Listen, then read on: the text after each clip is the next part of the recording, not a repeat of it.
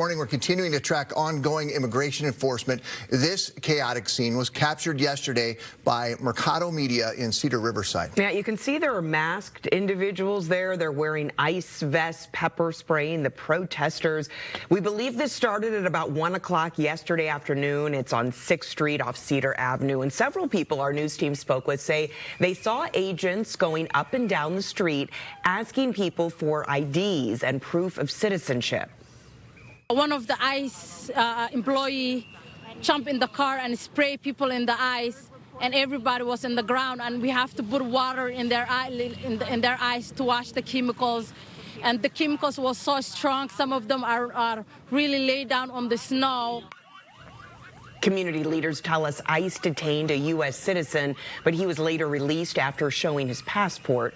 We reached out to ICE and to Minneapolis for more details on what happened. A woman detained by ICE at a separate scene early Tuesday morning is now telling us what happened.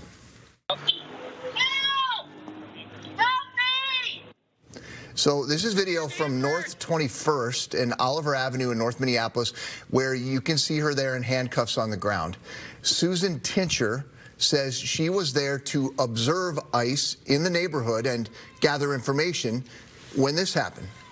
I approached an officer and asked what they were doing and if they were ICE, and she yelled at me to get back, and I stood my ground. I just stood there on the sidewalk, and other officers came up, and I was thrown to the ground, tightly handcuffed. Tincher says that she was held in the Whipple Federal Building for 4 hours before being released and told that she'll be charged with obstruction. ICE has not responded to a request for information or confirm any arrests. And this morning, we are hearing reaction from the executive director of the Minnesota chapter of the Council on American Islamic Relations, Jailani Hussein. Listen. We believe ICE operation is not focused on anything related to a violation of immigration law. We believe that this ICE operation is simply targeting anyone who looks like they're Somali, anyone who looks like black, anyone who's clearly Muslim.